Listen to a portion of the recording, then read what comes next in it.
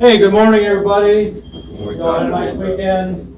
I want to introduce today Miss Jamie Steele. She is St. Francis's alumni director, and you're not yet alumni, but someday you will. She wants to start her relationship with you a little bit earlier, but we're also here to introduce a program that we worked on last year. We started last year, we piloted last year, and this year we're trying to put it in full force, and that program is called the Student Alumni Mentorship Program. So, St. Francis is, as you know, a small school. We provide a lot of opportunity to our students, and one of the things that's kind of a differentiating factor for us, I believe, especially in the School of Business, is our alum have done crazy well. Okay? I'm talking, there are people that are in positions that are at the highest levels of some of the biggest companies in America. And one of the things that those people want to do is they want to connect with you, our students, okay, and in a mentorship role. So we started last year something called the Student Alumni Mentorship Program, where you can apply to be part of this program, and we'll match you up with an alumni mentor. So maybe you're involved in or want to be involved in investment banking. Well, maybe we have someone that is with Credit Suisse that would be interested in being your mentor and talking about the kinds of things you should do, the kind of things on your resume you should build, the kind of experiences you should have, maybe helping you network for your first internship or your first job. Last year we piloted this with last year's seniors, but the seniors, their feedback was, hey, that's a little too late, Dr. Miko, because we're kind of set in what I'm doing now. But you guys are first semester juniors for the most part. So you'll have 2 full years of this mentorship relationship. So I don't want to say everything, so I want Ms. Steele to introduce herself, and she can talk about it from her end as well. Good morning. It was wonderful to be able to be part of that program last year. This is my second year on campus in this role, and so this gave me an opportunity to connect with alumni that I may not have been able to connect with as well, and kind of show them the great things that are happening at St. Francis. Dr. Miko is exactly right. Our long-term plan is to do this with all of the schools, but we wanted to do it with the School of Business first, partly because Dr. Miko showed the initiative and reached out to us and offered us the opportunity, but also because we have a great group of students to kind of show off to the alumni, and we have a great group of alumni who will be great resources for you. So when you fill out the application, you'll see that there are opportunities for you to tell us a little bit about what you would want. You have until next Tuesday to do so. Yeah, because Wednesday we're doing the draft. So Wednesday we're going to park ourselves in this room where we're here. We're going to take your applications, and we're going to take a list of our most successful alumni and say, okay, Daniel would love to work at Price Waterhouse and hopes to live in this area of the country. Let me see if we have anybody in working in that field. Oh, yes, we do. So we'll partner those two together. Once we do that, we'll give you the information on how to reach out to your mentor. And then from there, kind of the ownership turns to you. I can't give the alumni your contact information because you're a student. So it's up to you to do the first point of contact and reach out to them. We'll help you sort of navigate if you have questions or aren't sure, if you haven't had a mentorship relationship before, on how to make the best use of it.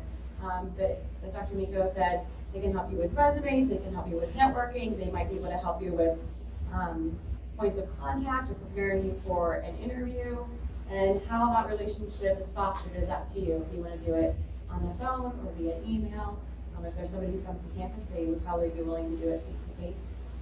But it's really up to you, and as much, I'll say, work or time commitment as you want it to be. I think last year we asked that you contact them at least once a month. So give or take, we would like that to be the case. The only request that I have from you is that you do your very best and put your best foot forward, not just for your own success, but also because you're a reflection of what we're producing at St. Francis. And so for me to kind of show you off as our cream of the crop students, I need you to do your very best. And if they write to you, I need you to write back to them. If they call you, I need you to call them back. Because they are somebody who is successful for a reason and doing a lot of great things, and they're volunteering their time to mentor a student. And so we just need to make sure that we're showing off your very best in the same way that when they come back to campus for alumni weekend and walk through campus, make sure everything looks just right, because I want them to see the best, and I want them to see the best of our students as well. Do you guys have any questions about anything? about that or just other opportunities that you would have to work with alumni. Yes, ma'am. You would apply? That's a great question. I think that it's online. I know it's online, and I'm guessing that this is your Blackboard course? Yeah, so if you go to Blackboard, material by chapter, at the very top it says SAM, Student Alumni Mentor Flash Forward application. I think we're ripping off something athletics already calls that, but anyways, I don't care. So anyways, this is the application. It's really not a big application, so I don't want you to think of it as like overburdensome. Basically, we're asking for your name, your address, your major, your class, your graduation month, your GPA, do you have a LinkedIn profile, your statement of your career goals, which should just be, a paragraph or so. And then if we look down the bottom, these are the areas of interest. So, some of these are pretty specific. Like I can't promise you we're going to get someone that is interested in, I don't know, I'm interested in pharmaceutical sales. We may be able to get you someone that is alumni that's in pharmaceutical sales, but maybe not. We might be able to get you someone in sales that is successful, right? And those skills are translatable. So I kind of have areas of interest here for you to check. Yeah, we'll do our best. And, I know a lot of the younger alum. I've been teaching here for 14, 15 years. Some of the people I've taught already are in unbelievable positions. I don't know if you ever heard of the company Casper. They sell mattresses online, valued at like over $1 billion. One of the students I taught e-commerce, and this is, pat myself on the back. She's now the vice president of marketing for that company, one of their 6th employee. They're probably going to sell out. She's going to be a multi-millionaire. So, and she's a great person. She would be a great advisor to you. We have alumni working for, Kyle's working for, he's probably 29 years old. He's doing quite well on Wall Street. So, we're going to try to match you with someone that we think, would benefit you with a relationship. It's totally optional. The reason we put up the little application is we want to make sure that you have, some interest in the game. We want this to look good, as Jamie said, on us as well. We don't want to, if you're not going to follow through, you're going to be a dud. We don't want to look bad either, right? So these are our most successful alum that we're matching with. And it could be a good thing, right? They can get more invested in the school that maybe is important to them, and we can get a tighter relationship with them. Any other questions? Any questions about just our office, what we do? When's homecoming? The homecoming football game is on Friday, October 21st. Thanks for asking. Good. Actually, you guys are juniors, so does that mean you're 21? Some of are. you? They turn this year. Oh, if you are 21, we have an alumni tailgate social. Our alumni come to it, and students who are over 21 are obviously invited as well. But that's an opportunity. We partner with Career Services, and last year Career Services came up with almost like a human bingo, not really human bingo, but a way for the alumni and the students to interact together. But that's a nice, easy way for you to start networking in a very comfortable atmosphere. So you're more than welcome to come, and we'll have information coming out to that. If you're a student, where do you look for those things? Like I send my alumni emails. How do I tell you? If I send you an email, will you read it? Really? Depends on what it says. A lot to you. Yeah. Okay. So sometimes. The subtext needs to be included. Yeah. Like the Homecoming way the line tailgate? Yeah. All right, great. Yes? Did you guys read the posters? Yeah, can you do the stall story? Put that on there? What are store stories? Put on the back of the bathroom stall. Oh, I do, yes. All right, done. Thank you. Yep, I remember those. Thank you. All right, well, thanks for that feedback. Good. Snapchat it out. Yeah, I did mention in the first class, our office and me personally, we're on Facebook, Instagram, LinkedIn, Twitter, and a little bit on Snapchat, but usually just for like events. I don't snap daily. But yeah, like this weekend we're going to Towson University for a tailgate, and we're going to have the event there around the football game. Are any football players here? We're having a football tailgate to come cheer you on. We have a number of alumni who are coming down for it. So we'll snap that kind of thing. So we'll snap homecoming, those things. All right. If you need to find me, again, on LinkedIn, jsteele@francis.edu, and I'm on the 3rd floor of Raymond Hall, which I know is kind of a hike, but it's close to the dining hall, so. Yeah, way over there, yeah. All right. Thanks very much. Thanks for the opportunity. No problem. Jen. All right. Have a great day. Thank you. You too, guys.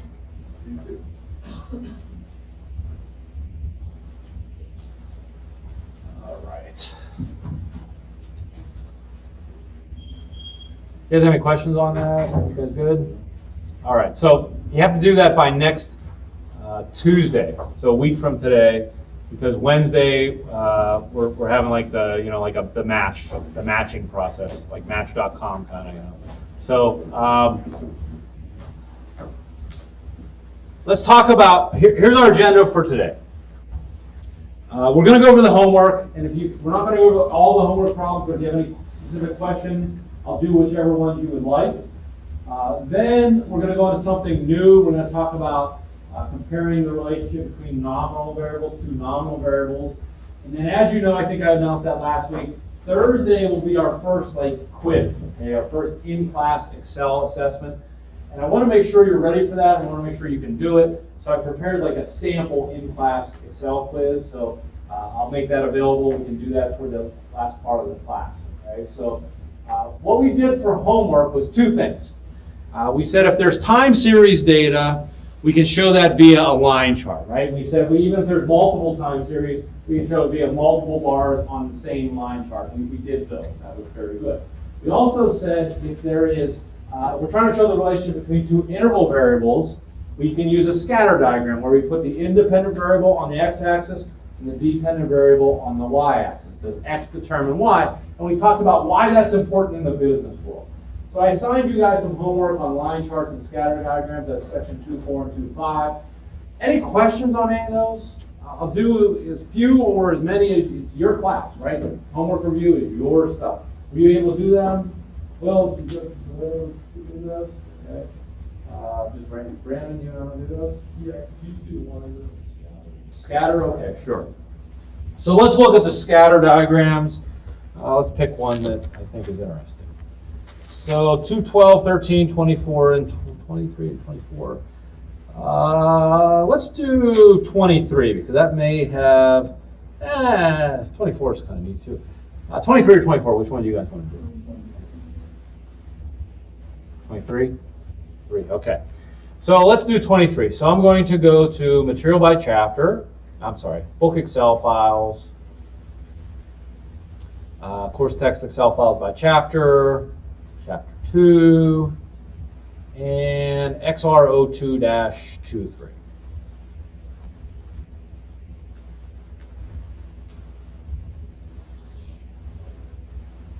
All right, so I'm going to upconvert this file so it's in the latest mode when we start. And we're trying to determine if the number of occupants that live in a residence affect the electricity usage. And I would think it would, right? I think there would be some kind of relationship there. But we have to identify what is the independent variable and what is the dependent variable. What variable just moves and what variable do we think is related to that movement? So what's the independent variable? Occupants, and the dependent variable is electricity usage. So it's already set up as XY in my worksheet here. So all I have to do is highlight occupants, okay, highlight electricity usage, do insert, scatter diagram. Okay, and we have something that looks like this. Now, I'm going to make it a little nicer. I'm going to put labels on this thing. And I would obviously, I don't need the legend. I would obviously need to label this better. I'd say number of occupants, and this is, I don't know if that's kilowatts or something, but I'd have to label that, and I'd have to give this a better title. But I could look at this, and I can see if there's a relationship. And what do you say? That's the important part, right? We want to graph it, but the reason we're graphing that is so we can determine if there's a relationship between those two variables. Is there a relationship between those two variables? And what kind of relationship? What would you say? Brandon, what would you say? Is there a relationship? You see any trend happening, Brandon?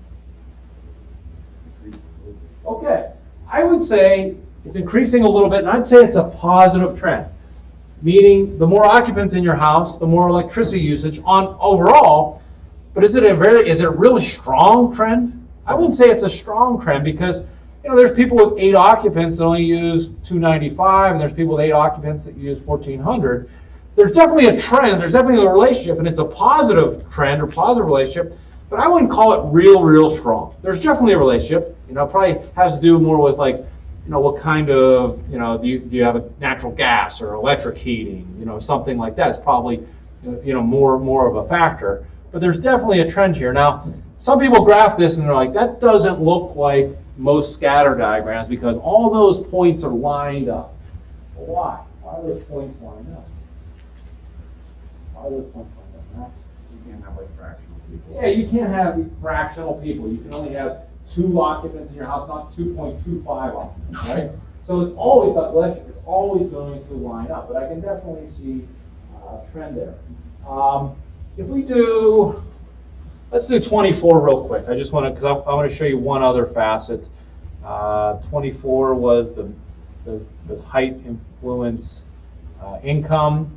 And let's upconvert that thing. And we think height, the independent variable, influences income, the dependent variable. So I'm going to do insert, I'm going to do scatter.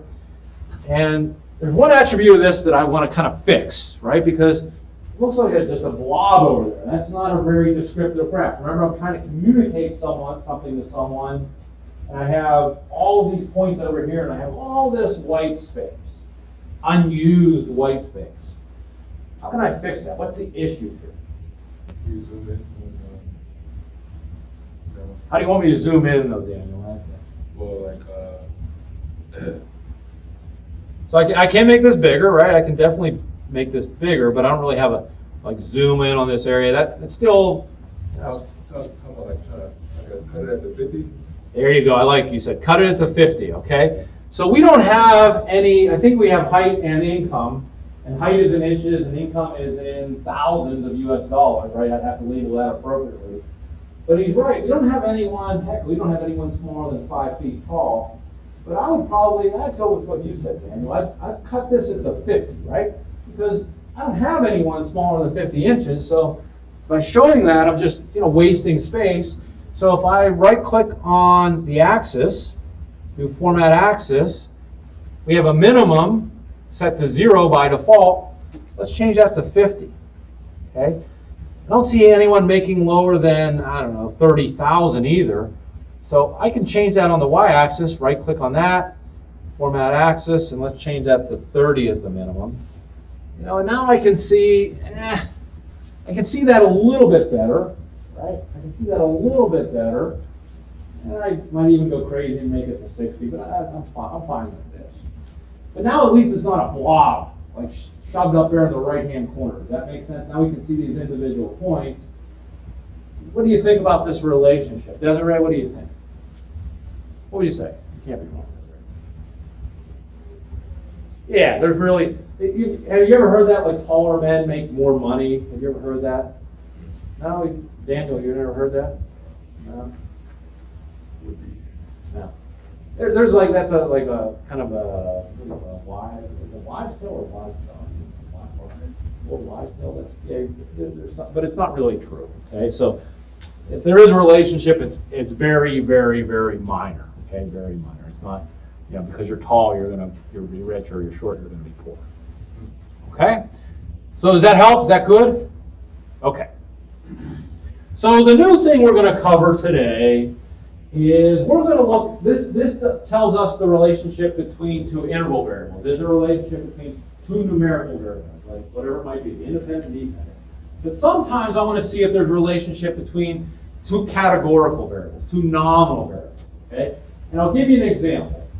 Gender and major, college major. Gender and college major. Both nominal variables, right? Gender, male, female, one's not better than the other. College major, accounting, finance, nursing, education, nominal, one's not better than the other, okay? So how would I try to show that relationship? How would I try to show that relationship? To see if there's a relationship. Maybe I do, maybe I don't. Hey, do you think there's a relationship between gender and college major? What's that? Statistically probably. Like stereotypes. Give me yes or no. Come on. No. All right, you say no. You say there's no relationship between major and gender. That's what you're saying. Okay. So that's fine, right? You don't know. But we can look at the data and tell us if there is or not, yes? So how might I look at data and be able to tell that, hey, there is a relationship or there isn't a relationship, because you don't know. You're just basing it on your thoughts, your opinions, right? So we want to look at the data. So how can I look at the data? How would I show that so I can see if there's a relationship or not? Fine. Okay. So, I'm sorry. Slope formula? So I'm trying to visualize, what do you mean by that, Mike? Like, how would I visualize that relationship? Even as a table or as a graph? That's what how would I visualize that? Daniel? I think what I would do to make it easy. I want to know what you were doing. Is like for each, I guess, major, you'd have like men and women bar graphs to show Okay. like how many people have the major. So you do like something like this. You'd say, okay, accounting. And you'd say this is the males, and maybe this is the females, Right. something like that. Okay. So you do a bar graph for every major. Yeah. I mean, it'd be How about do one bar graph that has all the majors you're concerned with, and then we have that's the males, and then that's the females. What do you think of that? probably more efficient. Yeah, it's more efficient is right? I would say that's more efficient. Now, the predecessor to this, remember, for us to build a bar chart or pie chart, what had to feed that? What did we have? What kind of table did we have to create to feed that? Do you remember? 15. Well, that's the tool we used to make it. But what table did we create first? Where we counted all the ones in all the categories.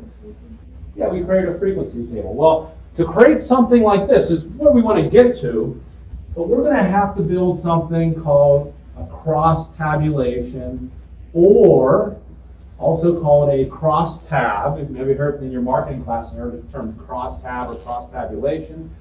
And we'll do something like this. So, I don't know, I'm just throwing out some majors: nursing, PT, accounting, MIS. Okay, so what we do in a cross tab or cross tabulation is we look at categories. We say, all right, there are, 30 female nursing majors and 5 males, so that totals 35. In PT, there's 40 males and 60 females. In accounting, maybe it's 30 and 30. In MIS, maybe it's 10 males and 3 females. And then we would total all of this. So we need to build that first to feed our bar chart. That's called a cross tab, or also called a cross tabulation. It's also called a contingency table. So we're going to build that first to get to here. Okay, so here's what I want you guys to do. Let's go to Blackboard and go to Material by Chapter, and let's go to Chapter 2. And at the bottom of this, there's a file that says Gender and Major. And this is actual data from last year. We had 213 undergraduates in the School of Business last year. And I obviously redacted the name, so there wasn't anyone called Student 2. That was someone. But we have all this information out there, so the accounting majors, the student name, the gender, the class, how many hours they registered for last fall, and their advisor name. Okay? So, Katie, I want to ask you this question. So just looking at the School of Business, we have 7 majors. We have accounting, econ, finance, marketing, MIS, management, and business administration. Do you think there's a relationship in the School of Business by gender and major? You can't be wrong, Katie. You do, okay. Well, let's show that. Okay, that's what we want to do now. We want to see if we can visualize. Katie says, hey, I think there is a relationship. Let's see if we can analyze this data to show that relationship. Here's the tool I'm going to use, okay? I'm going to highlight all this data, so A the whole way over to F. And I'm going to use my old friend, the pivot table. So I'm going to go to Insert, Pivot Table. So you see over here we have all the fields available to us. Over here we have our canvas. And what I'm going to do is I'm going to drag major down to the rows. Boom. I have accounting, business administration, economics, finance, management, MIS, marketing. Blank. I want to create a cross tab, so I need to take 2 fields and cross them against each other. So I'm going to take gender, I'm going to drag it down to the columns and release it. Boom. I have female, male.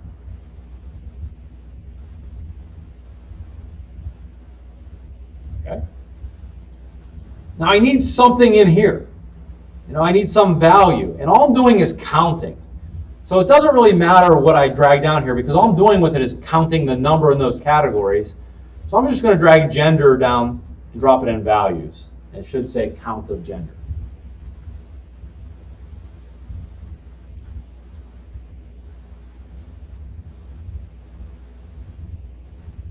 All right, now think about it. I went from all those 213 rows of data and in about a few little swipes of my mouse, I have a crosstab table. It can tell me a lot of things. For example, how many students, undergraduate students total, were in the school of business last fall?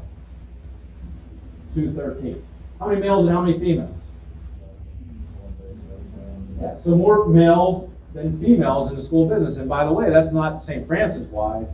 St. Francis is like 2 to 1, right? It's like 65% female, 35% male. School of business, it's reversed. Okay, so school of business is more male dominated than something like health sciences, which is very female dominated, right? How about the majors within the school of business? What's our most popular major? Second? Least? Okay, econ. Okay, now, Katie, now show me an example. Is gender and major, school of business major, is there a relationship between the two? Does one impact the other? Does one influence the other? You said yes before. You're right. Show me why. Give me one example where that becomes evident that gender and major, there's a relationship.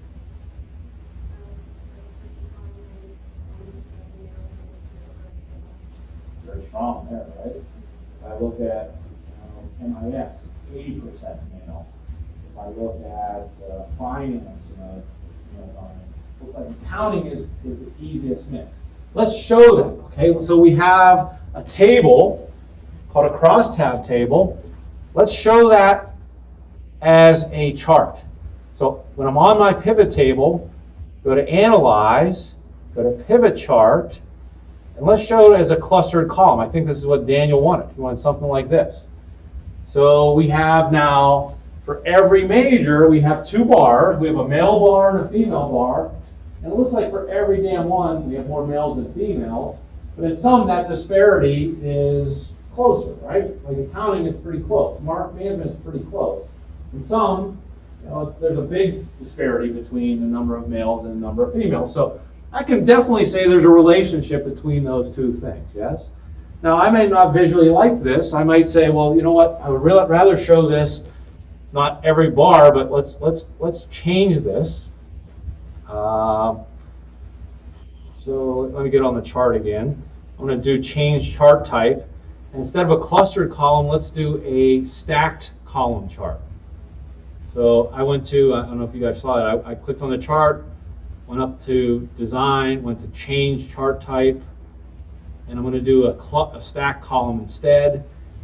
And this shows the number of majors in each category, but then the bar is colored with a male color and a female color, and I could change that color if I wanted to do that. You can see, you can see the mixed visuals. That's another way to present the same damn thing, right? Huh? Well, if I read this, about how many, might as well do this. I'll add a data label to it so we can see. So I add data labels. So how many accounting majors do I have? I have how many? 56. 30 of them are male, 26 of them are female. So if I look at the bar can tell me the percentage of that bar that's made up of males is orange, the percentage of the bars that are made up of females is blue, right? It's another way to present this data, right? I don't know which ways you have to decide that. You're telling the story. How's the best way to tell that story? Okay. You guys with me? All right. So what I want you to do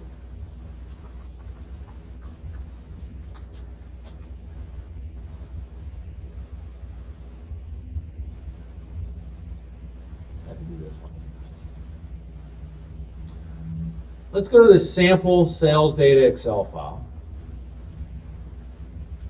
That's also under chapter 2. It's one we worked with. Remember, it had all these transactions in here. You guys find it? Let's see, this isn't as exciting, but there's 2 fields in here, 2 nominal fields, and I want to know if there's a relationship between the container we ship the product in and the way in which we ship it. So those 2 fields are container, which is column J, you guys see column J, and ship mode, which is column P. So I want you to tell me, is there a relationship between the container and the way we ship it? I'm guessing yes, right? We probably don't airmail jumbo drums, right? We probably, you know what I'm saying, the price. But let's see. So you guys do that analysis, and I'll give you like 5 minutes, and then we'll come back and do it together.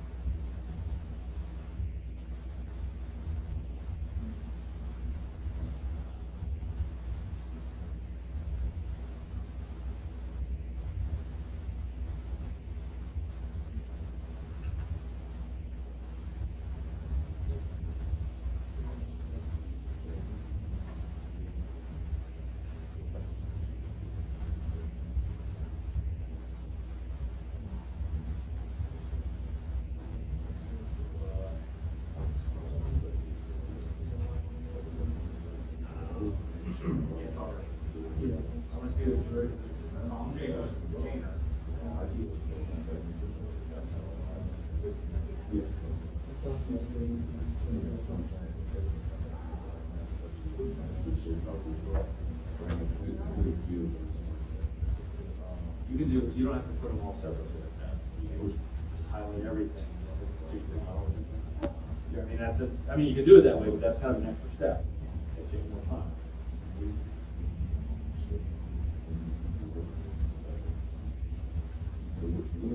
Something on your rows and something on your columns.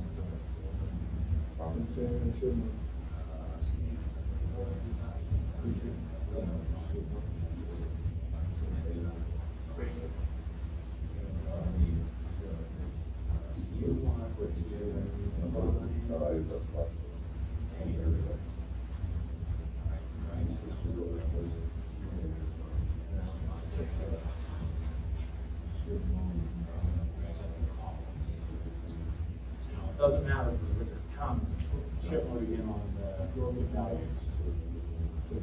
You know, this is showing you like, that's the start. All right.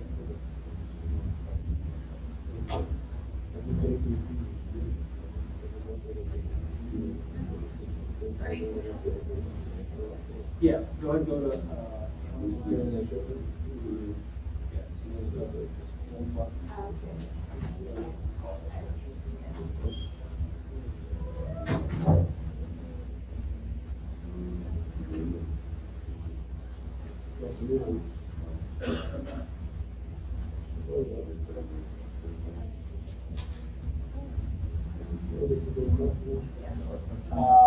you want to put ship mode on the console. Drag it from down from the rows.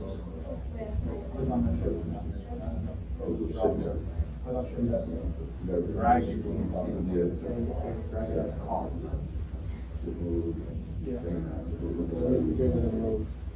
Yeah, you're good. Now you want to drag ship mode in the value.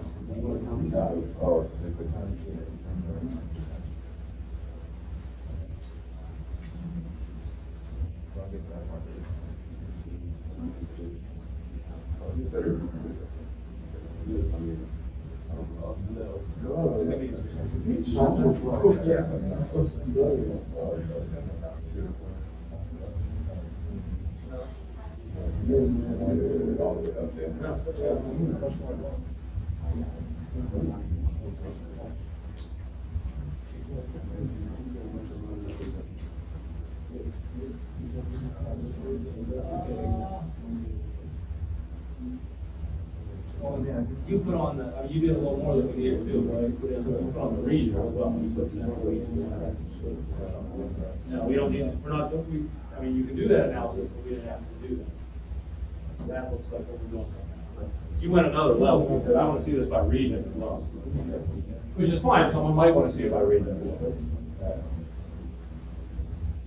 All right, so let's do this together, okay? So I'm going to highlight all my data, A through Z, insert pivot table.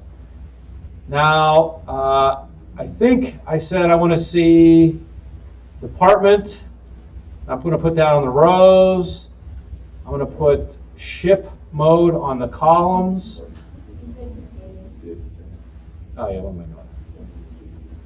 All right, let me get rid of that. So I'm going to get rid of department by unchecking it. And I'm going to put container down in the rows.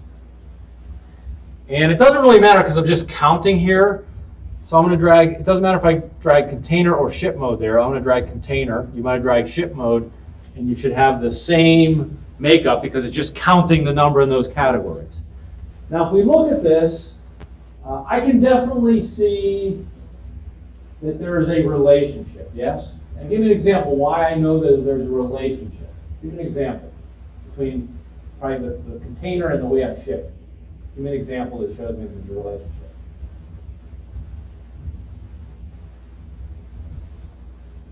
That's the important part. Making the graph is half the battle. What's the other one? So, roll call, give me an example. We want to use the delivery truck for the jumbo balls and jumbo Yeah, pretty much, right. The delivery truck is only for the jumbo stuff, right? And we can look at it another way and say, well, jumbo box, 90%, over 90% of the time go regular air, go delivery truck, and 5 times look like they went regular air, but that looked like maybe there's an issue. But there's definitely a relationship. Now, one of the things that I want to show you is, when we were talking about majors and there was 213, it wasn't bad. Those numbers weren't bad. It's like 30 and 26. And my mind can get around numbers like 30 and 26, right? We can do that. But sometimes we're talking about numbers like in thousands, and we're like, all right, it's 18,453 of 21,000. You're like, your mind kind of like stops, right? Mine does. It kind of like balks at big numbers. So how do we, if we want to really show the relationship and put everything in the same kind of scale, how do we put things in the same scale so our mind can say, oh, okay, I see. What do you recommend I do? How can I put these numbers in the same scale so that it's the same for every container? How do I put things in the scale? That's what a percentage is, right? It's saying let's put everything in terms of 100, right? So, because I can think in terms of 100 really easily. So here's what I'm going to do. I'm going to right-click on any of these fields, and I'm going to go to Value Field Settings. And it depends what I'm trying to show here, but I'm going to say Show Value As. And this first time, I'm going to change it to percentage of column total. So what that means is I'm going to show 585 divided by 1283 and 698 divided by 12. So I'm dividing all these numbers by their respective column total. Do you know what I'm saying? Yes? So I click OK, and it looks like delivery truck, 45% of the things that go by delivery truck are jumbo box, 54% are jumbo drum. Nothing else goes by delivery truck, right? Of the things that go express air, 61% of it is small box, 12.5% is small pit, blah, blah, blah. Things go regular air, it looks like small box, and it looks like, so that gives us that, right? So now we can interpret it that way. And furthermore, what if I wanted to look at it the other way? For example, if I right-click on any field again, go to Value Field Settings, instead of saying Show Value as percentage of column total, let's say so percentage as column of row total. So this is different. We're looking at the same data a different way. That's hence the word pivot. If we look at the jumbo box, okay, it looks like 99.15% of the jumbo boxes went out. The delivery truck. Of the jumbo drums, 99.29% went by delivery zone. Of the small boxes, hey, looks like most go regular air, some go express air. Same data, looking at it a different way. Does that make sense? You guys follow what I'm saying? We just switched the way we're looking at it. Yes? Yes? Okay, so I want to show you another way to switch things around. Well, let's go back to, all right, let's do a pivot chart of this. I'm going to do a clustered column. So I now have, and this isn't going to be the best representation of this, but someone always asks, and you guys didn't ask, but how do I know what I put on the rows and what I put on the columns, right? Someone always asks that question because I just kind of told you what to put on the rows and columns, right? And my answer to that is it doesn't matter because I can always fix it, I can always make it, however I like. Generally speaking, if we have more occurrences, we put them on the row, and less occurrences, we put them on the columns. Like typically if it's male, female, I'll put that on the columns and then put the other things on the rows. But we graph this, right? So right now we have by package type the way they're going.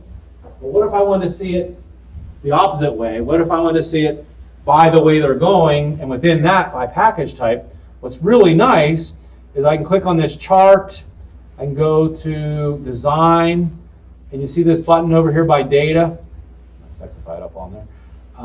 Click on that switch row column, and all it does is switch the row column. Now it's by delivery method, and then within delivery method it's by the cat container type. You guys with me?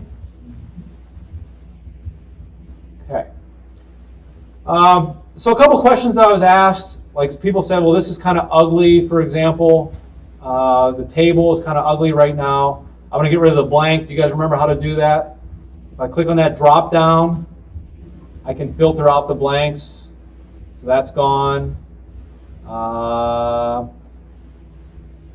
Remember, there's all kind of styles for the pivot tables as well. Like, I might go with a darker, or I don't know, depends, whatever you like. If I wanted to get rid of those little buttons there, I can get rid of the plus minus buttons, the field headers, I mean. And if I want to get rid of these things that allow us to pivot down here in the chart, those are the field buttons. I can turn those off. I would obviously want to fix this up, put the labels appropriately, but we've been through that. We've done that. We know how to do this.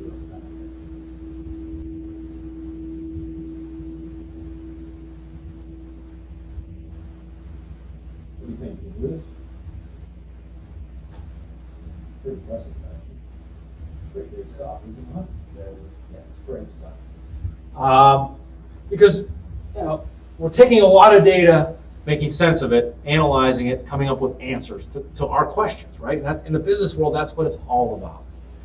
All right. So here's what I'd like you to do for homework for this session. Okay. The book doesn't do a good job of this, so what I would like you to do is over here in book Excel files. God bless you, Connor. Under course text Excel files by chapter, at the very top, you see this folder says GSS. This is under course text Excel files by chapter. This is a survey. It's called the General Social Survey.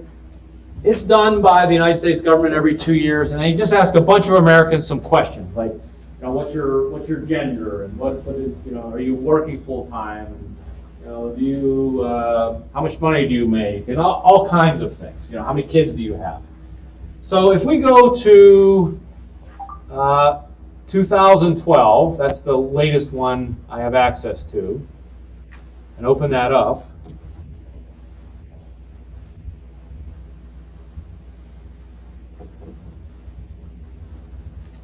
You'll see a whole bunch of data.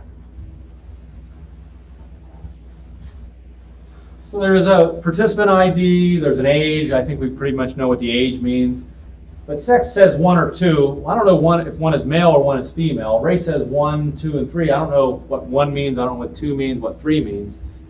So what's nice is usually when we get data like this, there's an accompanying code book to tell us what those values mean. So if I go back to here and I go to GSS code books, you'll see there's a code book, I'll just go to the latest one, that tells us what those things mean. For example, it says 1 means male, 2 means female. Race, 1 means white, 2 means black, 3 means other. Which you think they have more races, but anyways, working status. 1 means working full-time, 2 means working part-time, 3 means temporary, 4 means unemployed, blah, blah, blah, okay? So what you're going to do, and I'm not going to, this is going to be a little bit different than a book problem because it's not going to be as, I don't know what the word is, but it's going to be more like life, I guess, more like a work problem. I want you to do the following. So if I go to material by chapter, chapter 2, I want you to do 3 analyses in that code book. All right? The first one, I want you to do a cross tabulation of sex and race. So is there a relationship between sex and race? And there should be, right? There should be. I mean, there's no way that gender affects race or race affects gender. But I want you to show that there's no relationship there. You know what I'm saying? The next one is sex and work status. So gender and work status. Is there a different percentage of people that are full-time employed based on gender, male, female? Retired. I want you to look at that, okay, using a pivot table, right? And the last one is degree and work status. Degree is like highest degree obtained. High school, bachelor's, master's, professional. Is there a relationship between that and work status? And I'm guessing there is, right? You're less likely to be unemployed with a bachelor's degree than just a high school degree. Okay, so I want you to show that. So you're going to do some pivot tables, like 3 separate pivot tables, pivot charts. And I'm not going to give you detail like do this, do this, do this. Just analyze it. You know, just go out there, analyze it, and see what you find. Right? So that's a bunch of data. Make some sense of it. And those are I'm your boss. I'm telling you, look for relationships between those combinations. That's for home. All right. Questions on that? All right. So the last thing we're going to do in class, and we have nearly a half hour,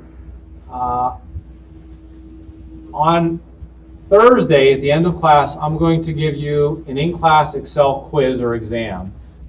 But I also today want to show you what that thing's going to be like so that it's not a surprise, so you're not saying Dr. Miko's unfair and he's a bad person, all those good things. So under sample exams, probably near your top, but you'll see first Excel quiz sample. You guys see that folder, first Excel quiz sample? Yes? Okay. Click on that and click on this one. And here is what I'm going to ask you to do. I give you a file, and I'm giving you that same sample sales data transaction. So if you click on that, that's a hot link. We'll open up in Excel. And I want you to do 2 things with that file, okay, part 1 and part 2. The first part is there's 499 items. I want you to analyze the field department. I want you to do a frequency distribution table, a relative frequency distribution table, a bar chart, and a pie chart for department. So 4 things, right? One field. You're going to analyze the hell out of the department. Okay. Second thing is there's another tab in that worksheet. It says sales time series. It's sales. We have 3 offices in our company, and I want to see how sales have changed over time in those 3 offices. So you're going to do a line chart there, right? Remember, a line chart is how we show time series data. Now, all those things you produce, I want you to copy and paste into one Word document with your name, and then that's what you're going to submit to me, right? You're not going to submit 5 or 6 Excel files. You're going to take all your work, place it in one Word document, copy and paste it into one Word document, and submit one Word document. So I'm going to grade one thing. Does that make sense? So, also,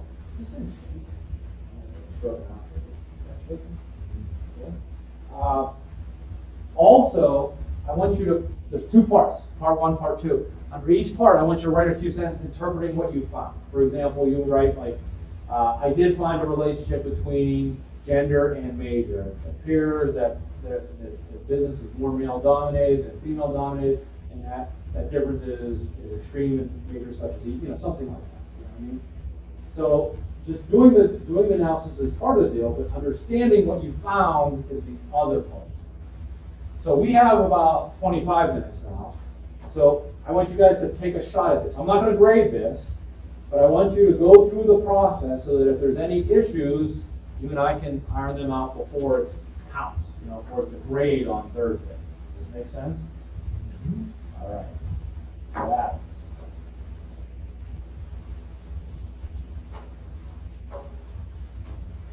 And I don't care for the frequency distribution, relative frequency. I don't care if you use COUNTIF. I don't care if you use a pivot table. Whatever you would do if this were presented to you in the business school, right? Get the result. I don't care how you get it.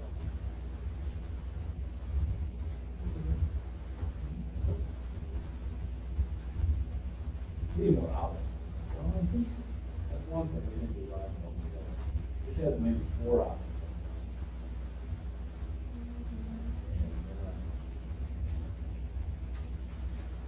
I mean, loaders over here. It's all over this side. That's what it's good.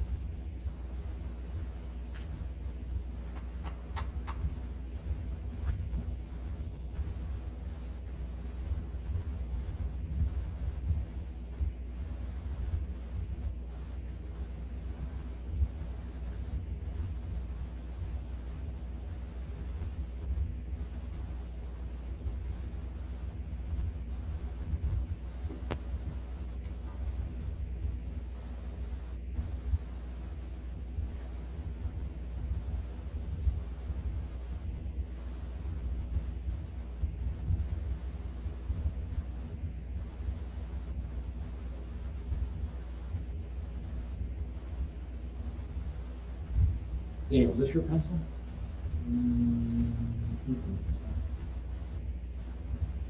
Funky pencil stuff here. Looks like a good one. Yeah. Doozles. Good one.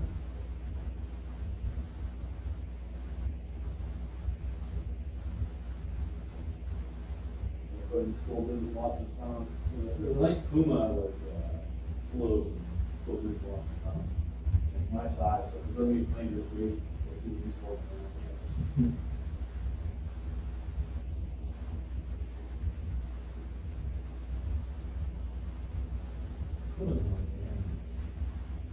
That's not easy. Top brand.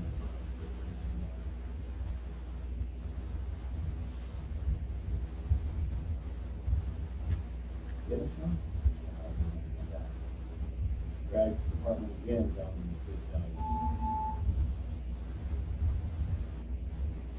Drag again. That's your frequency. Now you need the relative frequency.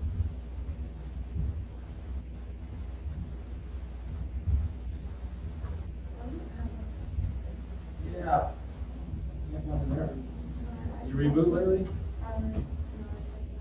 See, sometimes what we're doing with Excel, like especially pivot tables, they're resource intensive. They take memory, and if you have rebooted for a while, it kills your memory, and when you get results like that. So that's probably what happened. Sorry. What's that?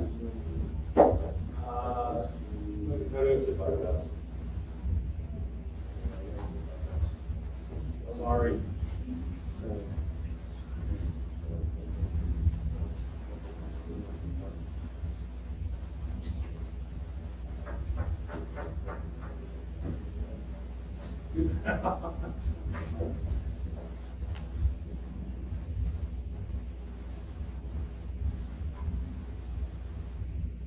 You want me to ask?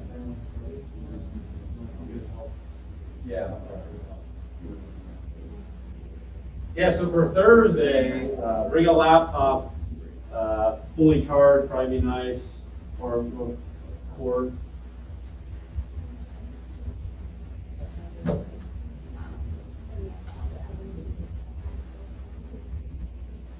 So that's your frequency, you want relative frequency. So right click on any of those fields, value field settings. And I want to say show value as, show value as. I want to do a percentage of grand total. That's what yeah.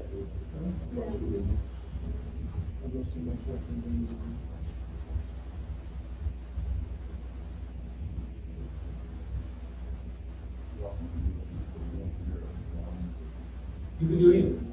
What do you want?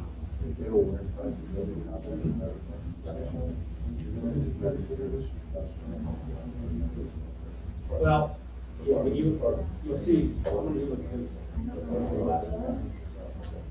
I kind of do is I capture that figure and I'm gonna get rid of that relative figure, put it in. You do it how I do it. Okay.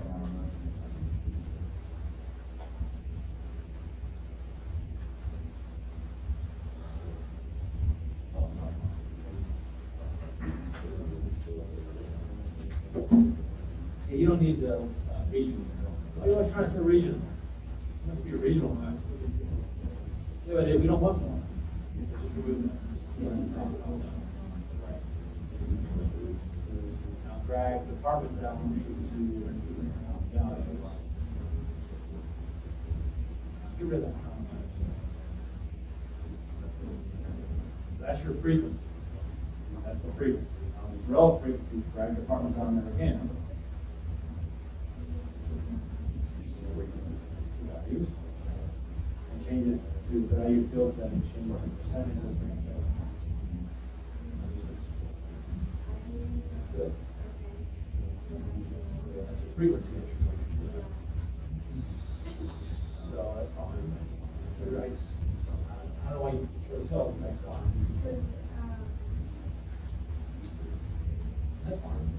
You're just counting it, so it doesn't matter. Go back. Now, I'm going to cells down there again. And the value of the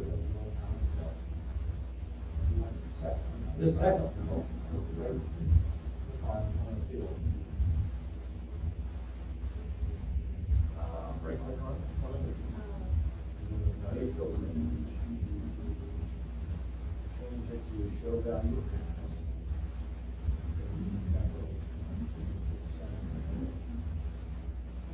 Now you have, that's a frequency distribution, that's a relative. Yeah, now, what I would do is copy this in your Word document. And then if you try to make a chart, it's going to try to both those columns, which you don't want the relative to be charted. So I would remove that field and then chart. After you've captured it, remove that field and then chart.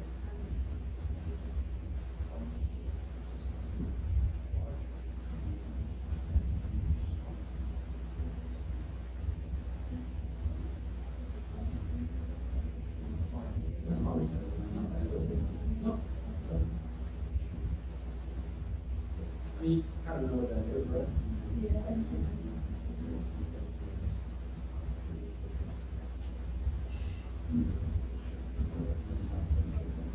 Hey, you're going crazy on it. So much. You don't need, why are you doing the category? You don't want that. Just department, yeah.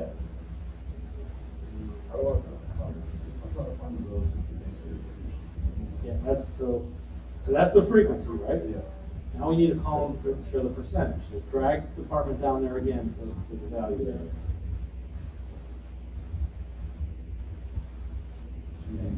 Now this time though, instead of showing as count, I want you to click on that to go to value field settings. Change that to show value as. Do percentage, see that no calculation percentage. I'll tell you what, I'm gonna do this, okay? And I'm recording today, and so if you want to see this again, just spin to the last 10 minutes of the YouTube video we're creating, right? So this is live. All right. So here's what we want to do. Okay, the first thing I ask you to do is take that department field and analyze it 4 different ways. So let's do each of those ways. I'm going to highlight the data, go to Insert, go to Pivot Table, click OK. Now some of you guys are dragging things down here like that are interesting to you, but that's not what it's asking for. So we want to analyze department. So I'm going to drag department down to the rows. Okay, there's the 3 departments I have. And I'm going to drag departments to the values. And there's my frequency distribution. It counts 84 furniture sales, 295 office supplies, 120 technology sales. Yes? Yes. If I drag department again down below values, well, it's the same damn thing. But this second time, I want to show it as a percentage of the grand total. The way I do that is through value field settings. So if I click on that drop down, or if I right click on any of these fields and I go to value field settings, I can say show the value as a percentage of the grand total. So I have a frequency and a relative frequency. Now, I'd probably fix this up if it were me. For example, I'd get rid of the blank, so I'm going to filter out that blank. I'd probably use a nicer, I don't know, I may use a different style. All right, that's fine. But that's good, all right? So I might want to do a little bit more with it, but that's good. So that's part A and B. So I'm going to copy that, and I would start a new Word document, and I would say John Vico, and I don't care about the date or anything like that. And I'd say part 1, and I don't know if you noticed, when I was over here, I copied that thing. I went home, copy, and now I'm going to go to home, paste. And now it's in my Word document. So part A and B are in my Word document. Does that make sense? It looks okay. I think I'd make it nicer, but it's all right. Okay. Now, if we go back, the next thing I want is a bar chart and a pie chart. Well, remember, if I do a pivot chart, it's going to try to chart everything in my pivot chart. And I really don't want it to do the percentage. So I'm going to get rid of that. I already have it captured. I already put it over on my Word document. So I'm going to remove that field. I'm going to right-click, remove field. And now I just have the percentage. And I'm going to go up here to design or analyze. I'm going to do a pivot chart. I'm going to do the clustered column. And I have the chart. Now, you guys know how to fix that up because this is an unacceptable graph because it has total as the title. It has an awful title. It doesn't have data labels. The coloring's not great. There's some things that aren't nice about this. But you guys know how to fix that up, right? I don't have to go through that. Yes? All right.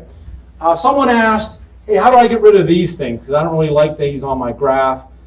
Those are called field buttons. If you go to Analyze, click on Field Buttons, they go away. Okay, and then I could do anything that I've done before. I can, use the black background if I so desire. I can use the quick layout.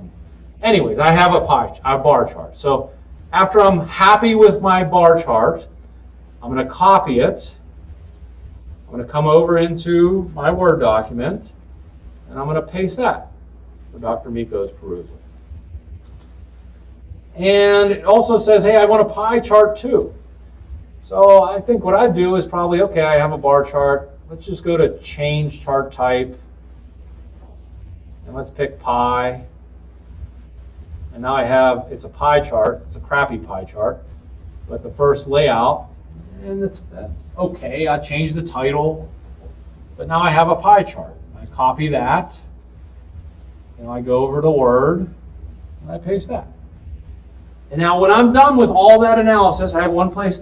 I would write a few sentences here to show, it says that, hey, according to our figures, it looks like office supplies accounts for almost 56% or 59% of sales, while furniture, I'd do something like I'm a manager, right? I would describe what I found. Does that make sense? So that's part 1. Part 2, let's see what part 2 says. It says, use the sales time series worksheet and graph the data for all 3 of our offices on one graph. Well, if we go back to this, the worksheet sales time series has Office 1, Office 2, Office 3. How do I show time series data? What chart mechanism do I use? Line chart, insert a line chart, boom. I have the start of a line chart. Some things wrong with my line chart, obviously. This, remember, so I go to select data. I'm going to make that the year. Okay, but, and what else would I fix? I don't know, I changed the title, obviously.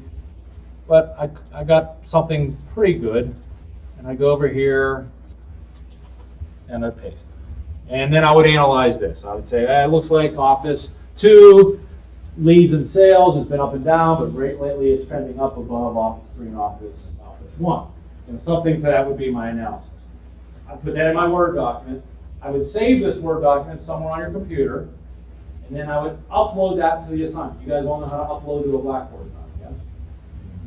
So if I go back to my assignment, I would say browse my computer, I would find that Word document, I would save it, I'd upload it, and then Dr. Mika will grade it. Now, for the in-class quiz, the first part will definitely be these 4 things, I promise you. We'll have these 4 things, right? For this second part, it'll either be a line chart or a scatter diagram. Those are the 2 things that, today I know we did multiple bar charts, but we'll cover that later. So the second part will either be a line chart, like we just did, or a scatter diagram, which we did today as well. You guys remember? So 1 Word document you'll submit.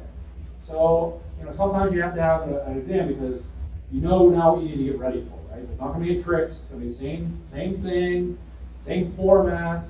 If you don't know how to do it, well, you got 2 days, you got 48 hours to get there, right?